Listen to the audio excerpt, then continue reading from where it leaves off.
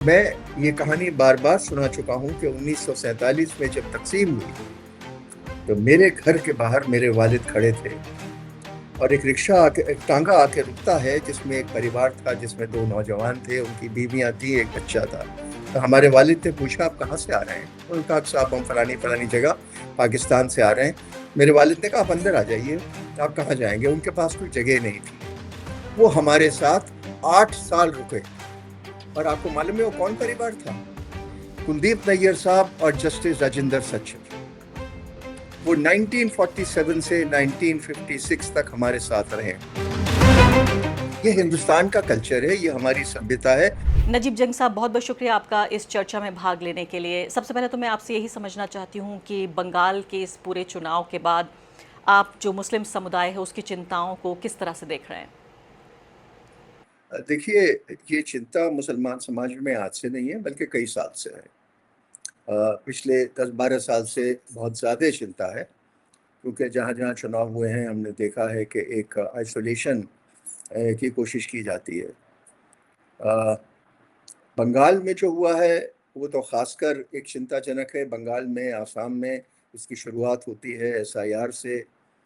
जो कई लोगों ने कहा है और आपने भी अपने शो में बताया है कि एसआईआर से ऐसा लगता है कि एक समाज को के वोट कम कर दिए जाएं किसी तरीके से। और ये अब इस्टेब्लिश हो रहा है, क्योंकि कई जगह ऐसा हुआ है कि जितने वोट से कोई जीता है उससे ज़्यादा एसआईआर में कटौती हुई है। तो ये साफ जाहिर है कि चुनाव जो था वो एक तरफ पलड़ा भारी था। मुझे आरिफा इसमें कोई देखिए संदेह नहीं होता है। हो सकता है कि भाजपा बंगाल का चुनाव जीत जाती अगर ये सब नहीं भी होता तो, क्योंकि एक एंटी इनकम्बेंसी होता है, एक ममता जी के खिलाफ एक आवाज़ भी थी वहाँ पर, एक एडमिनिस्ट्रेशन मेल एडमिनिस्ट्रेशन की भी बातें बहुत थी। लेकिन उसके बावजूद ये जो एफर्ट किया गया, ये ये गलत था। मुझे याद आता है भुट्टो साहब का 1977 में पाकिस्तान का वो चुनाव, जब वो एक ओवरवेलमिंग मेजॉरिटी से जीते थे, जब सबको पाकिस्तान में मालूम था कि भुट्टो जीत जाएंगे। लेकिन उन्होंने ऐसी ज्यादतियां की कि पाकिस्तान में एक विद्रोह हो गया और भुट्टो को तो अपनी जान खोनी पड़ी। तो जनता देखती है, जनता ज्यादती भी देखती है, जनता में बर्दाश्त करने का मादा भी बहुत है। और अ, ये भी हमने देखा है कि हिंदुस्तान पूरी तरीके से, अगर आप कहें कि जैसे आपने कहा कि 80% अब इधर जा रहा है, मैं नहीं मानता कि 80% जा रहा है, क्योंकि पूरा दक्षिण भारत भाजपा के साथ नहीं है इस वक्त। और अगर आप कश्मीर देखें, अगर आप पंजाब देखें, तो वो भी इनके साथ नहीं है। और नॉर्थ ईस्ट की भी कई स्टेट्स हैं जहाँ उनकी भावनाएं इनके साथ नहीं हैं।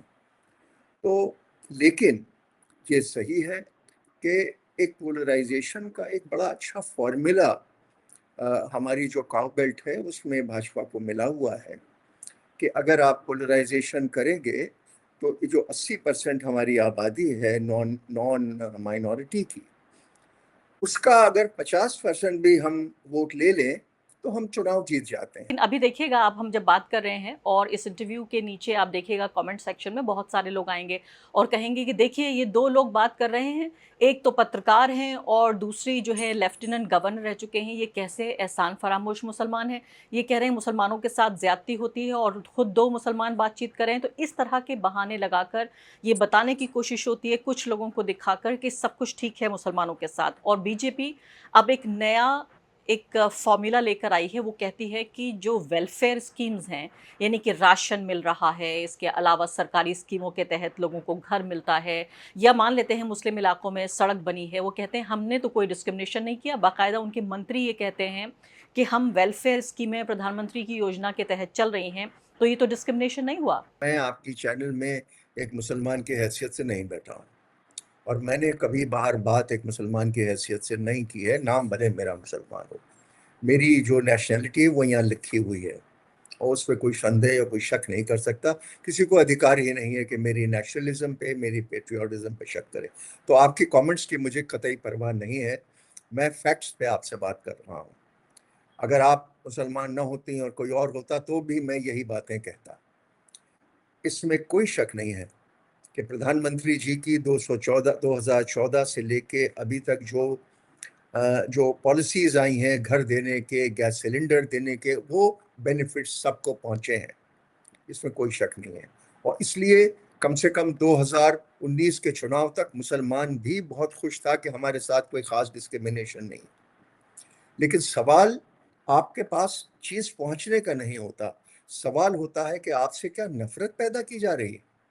रोजाना अगर हेट स्पीच मेरे खिलाफ होगी तो मुझ में खौफ होगा। अगर अगर मेरे घर के बाहर बुलडोजर खड़ा हो जाएगा तो मुझे खौफ होगा। अगर मुझे डराया, अगर नई नई समस्याएं इस मुल्क में रोज खड़ी हो जाएंगी जो जो मेरी समाज को या मुसलमान समाज को डराती हैं, उससे मुल्क को नुकसान होगा। कल एक नई समस्या खड़ी हो गई भोजशाला की।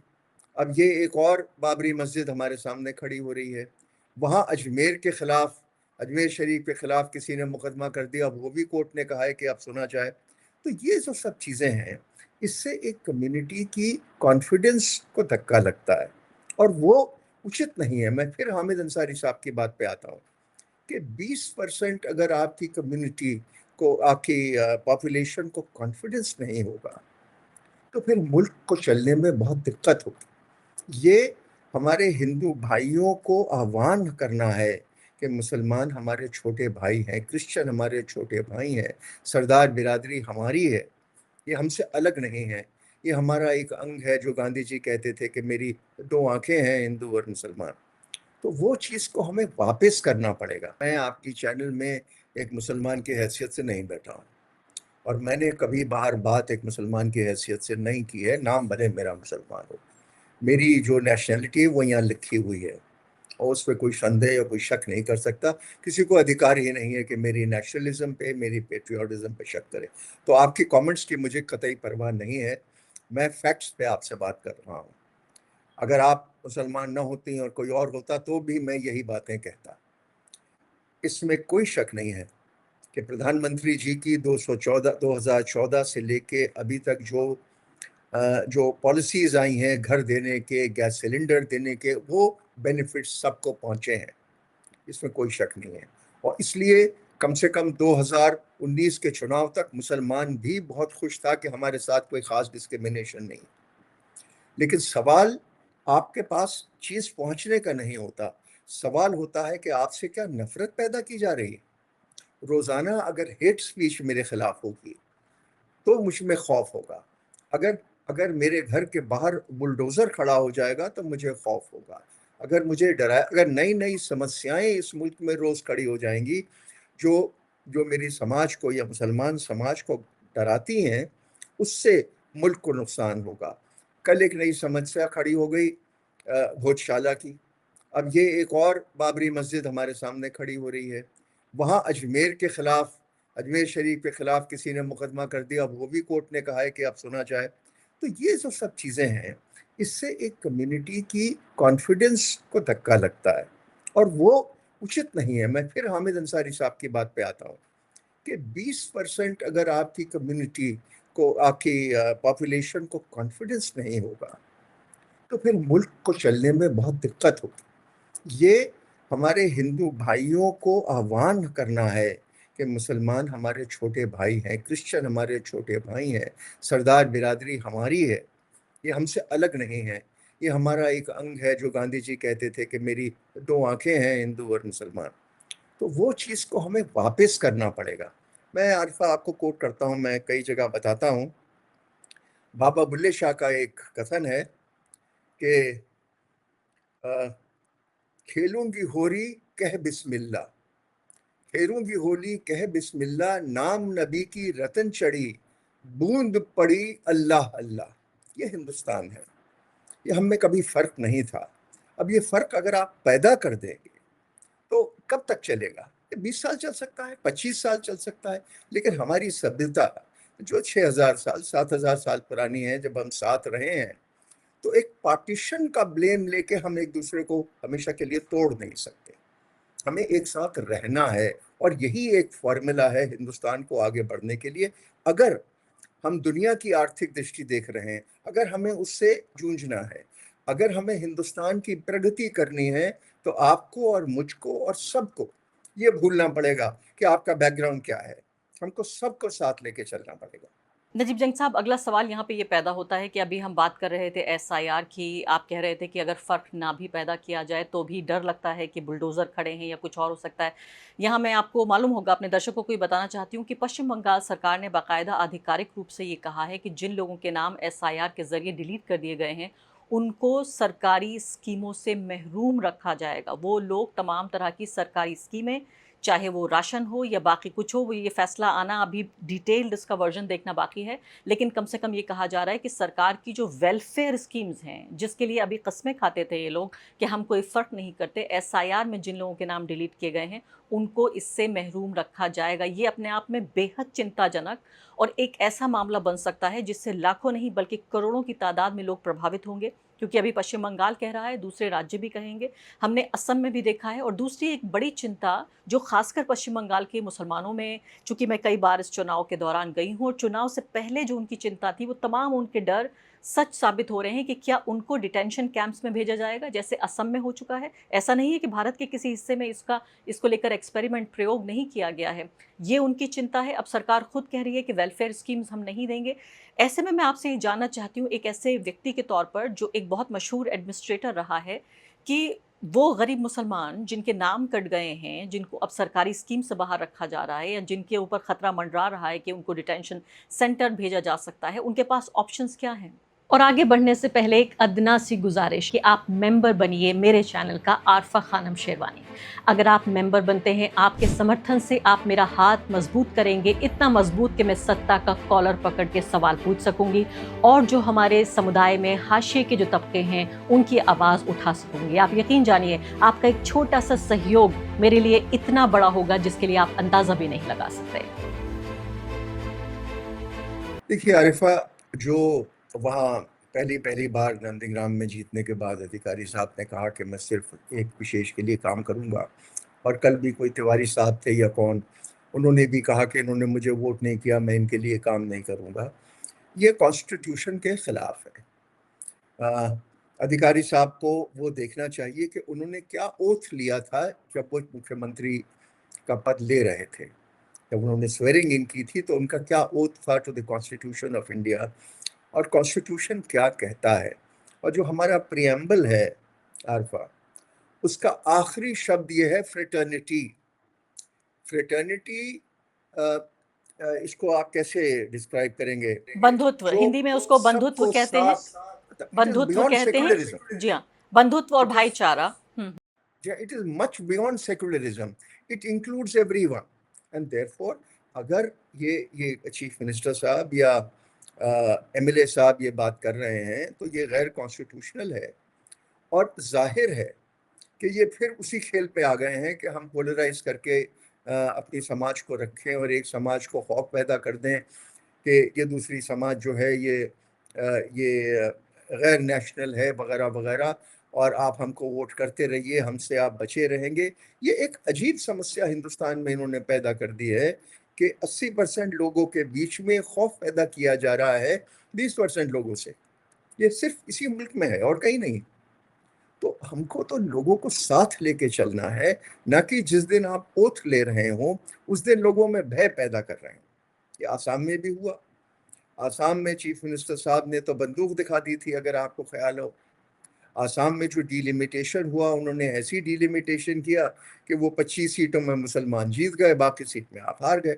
ये सब चीज़ें कॉन्स्टिट्यूशन के खिलाफ हैं, ये हिंदुस्तान की मर्यादा के खिलाफ है, ये हमारे मुस्तकबिल के खिलाफ है। और इसी का विरोध आम जनता को करना है और आम जनता को बताना होगा सरकार को। और मैं बार बार अनुरोध करता हूँ, प्रधानमंत्री जी को ये सामने आके कहना पड़ेगा कि वो क्या अपेक्षा करते हैं इस मुख्यमंत्री से जो ऐसी बातें कर रहे हैं। क्या वो नहीं रोकेंगे इनको कि इस बात से रोकिए, क्योंकि बंगाल में तो शायद 30 या 32% मुसलमान हैं। 30 या 32% मुसलमानों को आप अलग नहीं छोड़ सकते। मैं आपको बात एक याद दिलाता हूँ।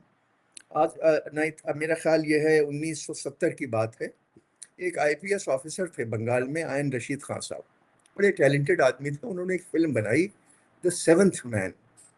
सेवंथ मैन की थीम ये थी कि कलकत्ते में हर एक सातवां आदमी, उस जमाने में हर एक सातवां आदमी मुसलमान है और उसकी वजह से कलकत्ते की इकोनॉमी चल रही है, क्योंकि वो बेकर है, वो रिक्शा पुलर है, वो ड्राइवर है, वो कारपेंटर है, उसकी वजह से wheels of economy are moving. वही बात है कि क्या हम अपनी इकोनॉमी की व्हील्स को रोकना चाहते हैं?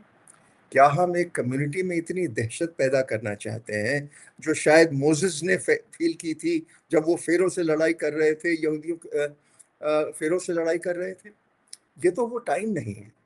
ये टाइम वो है कि हम और चीज़ों को देखें, हम सामने देखें कि हमारे सामने प्राइस राइज का, खाड़ी में युद्ध का कितना बड़ा मरहला खड़ा हुआ है, और हमारे यहाँ अनएम्प्लॉयमेंट है। हमारे नौजवानों को हमें काम देना है, और उनको नफरत से नहीं हमें पालना है, उनको हमें मोहब्बत से बढ़ाना है। और मोहब्बत क्या होती है? मोहब्बत ये होती है कि मैं अपने नेबर के साथ जाके उसके फेस्टिवल में हाथ मिलाऊं। अगर मेरे नेबर के यहाँ कोई गमी हो जाए तो मैं उसके साथ रहूं। अगर मेरे यहाँ कोई गमी हो तो मेरा नेबर मेरे यहाँ आए। ये तो हम हमेशा से देखते आए हैं। मैं जिस कॉलोनी में दिल्ली में पला हूँ, मेरे सब नेबर्स गैर मुसलमान थे, और वो सब के सब से आज तक हमारे पारिवारिक संबंध हैं। हमारा घर थोड़ा बड़ा था, इसलिए जब भी उनके यहाँ कोई फंक्शन होता था, फेस्टिवल होता था, वो हमारे यहाँ आके करते थे। मैं ये कहानी बार बार सुना चुका हूँ कि 1947 में जब तकसीम हुई तो मेरे घर के बाहर मेरे वालिद खड़े थे, और एक रिक्शा आके, एक टांगा आके रुकता है जिसमें एक परिवार था, जिसमें दो नौजवान थे, उनकी बीवियां थी, एक बच्चा था। तो हमारे वालिद ने पूछा, आप कहाँ से आ रहे हैं? उन्होंने कहा, साहब हम फलानी फलानी जगह पाकिस्तान से आ रहे हैं। मेरे वालिद ने कहा, आप अंदर आ जाइए। आप कहाँ जाएंगे? उनके पास कोई जगह नहीं थी। वो हमारे साथ 8 साल रुके। और आपको मालूम है वो कौन परिवार था? कुलदीप नैयर साहब और जस्टिस राजेंद्र सच्चर। वो 1947 से 1956 तक हमारे साथ रहे। ये हिंदुस्तान का कल्चर है, ये हमारी सभ्यता है, पार्टीशन के बावजूद। और ये हम भूल नहीं सकते, और इसको हमें दोबारा जीवित करना है अगर इसको तोड़ने की कोशिश की जा रही है। This is absolutely necessary, it's a compulsion for you and me. जी हाँ, नजीब जंग साहब, आपने ये अपना किस्सा सुनाया है, एक पर्सनल कहानी सुनाई है और ये बहुत ज़रूरी है ये कहानियाँ। मेरा सवाल आपसे, इस सवाल के 2 हिस्से हैं। मैं आपसे ये जानना चाहती हूँ, पहली बात तो कोई फ़र्क नहीं पड़ता कि आप एक लिबरल मुसलमान हैं या आप एक कंज़र्वेटिव मुसलमान हैं, आप बहुत रिलीजियस मुसलमान हैं या आप सिर्फ़ एक सोशल मुसलमान हैं। उनकी नज़र में तो जिसका नाम भी अरबी फ़ारसी का नाम है, वो सीधे तौर पे मुसलमान की तरह ही देखा जाएगा। और अब तो हद ये हो गई है कि पहले ये तमाम मामलात जो थे, वो शुरू हुए थे गरीब मुसलमान पर हमले के। अब तो अमीर मुसलमान भी नहीं बचता, मशहूर मुसलमान भी नहीं बचता, अभी तो शाहरुख खान और उनके बेटे तक पे हमला किया जाता है, तो कोई भी नहीं बच रहा है फ़िलहाल। मैं बंगाल पे इसलिए वापस आपको लाना चाहती हूँ क्योंकि बंगाली मुसलमान को इस तरह के सांप्रदायिक माहौल में रहने की आदत नहीं है। मैं बार-बार बंगाल जाती हूँ और हैरान होती हूँ कि वहाँ किस तरह का सांप्रदायिक सौहार्द है। दुर्गा पूजा वहाँ तमाम लोग मिलके मनाते हैं, चाहे हिंदू हों या मुसलमान हों। अभी देखिए वहाँ जिस तरह का एक्सपेरिमेंट और एक्सपीरियंस किया जा रहा है, मैं आपसे सवाल के 2 हिस्से हैं। पहली बात तो मैं उस सवाल पे आपको दोबारा लाना चाहती हूँ कि जो लोग जिनके नाम नहीं आए हैं और जिनको एक तरह से उनकी शहरियत और नागरिकता को कम करने या ख़त्म करने की कोशिश की जा रही है कि अब वेलफेयर स्कीम्स को मना किया जा रहा है, वो लोग, उनके पास कानूनी ऑप्शन क्या है? नंबर 1। नंबर 2, मैं आपसे ये समझना चाहती हूँ कि बंगाल का मुसलमान उत्तर प्रदेश का मुसलमान नहीं है, असम का नहीं है, उसने सांप्रदायिकता सही नहीं है। ऐसे में क्या बीजेपी के साथ उसका रिश्ता कैसा रहेगा? इसे आप कैसे देख रहे हैं? आरिफा, दोनों सवालों का कोई पक्का पुख्ता जवाब है नहीं कि कोई कौम जब बिल्कुल बैक टू द वॉल हो जाए वो कैसे रिएक्ट करती है, उसका क्या मैच्योर रिएक्शन होना चाहिए। इस चूँकि और मैं बंगाली कल्चर से बहुत वाकिफ़ नहीं हूँ, लेकिन मुझे ये मालूम है कि सुप्रीम कोर्ट से हमें अभी उम्मीद छोड़नी नहीं चाहिए। हालांकि उन्होंने एसआईआर को बिल्कुल ही ठंडे बस्ते में डाल दिया, और एक सुप्रीम कोर्ट के जज साहब, मुझे क्षमा करें, मैं बिल्कुल कंटेम्प्ट नहीं चाहता, लेकिन उनका ये कहना कि एक वोट से क्या होता है, अगली बार चुनाव में वोट दे देना, चाहे वो ऑबिटर डिक्टा थी। मैं तो ये कहूँगा कि तमिलनाडु में हमारे पास एक चीज़ आई है कि एक वोट से एक साथ जीते हैं। तो एक और आपको याद होगा कई साल पहले राजस्थान में एक साहब एक वोट से हार गए थे, जो वहाँ के मुख्यमंत्री के दावेदार थे। तो ये चीज़ें गलत हैं, और मेरे ख्याल सुप्रीम कोर्ट को एसआईआर वाला जो मामला है उसको देखना पड़ेगा, क्योंकि इस वक्त सीईसी से हम कोई उम्मीद नहीं कर सकते। मुझे इसमें कहने में कोई शक नहीं है कि इनका बहुत ही पार्टिजान बिहेवियर है, और ये एक अनरिलायबल है। तो इसलिए, और इन्होंने अब 13 स्टेट्स में और चालू कर दिया है एसआईआर, तो इसको तो कहीं ना कहीं इसको सुप्रीम कोर्ट में जाके इसके जवाब मांगने होंगे, और सुप्रीम कोर्ट को जागना होगा कि इसमें क्या करना है। आपका दूसरा पार्ट क्या था, मैं भूल गया।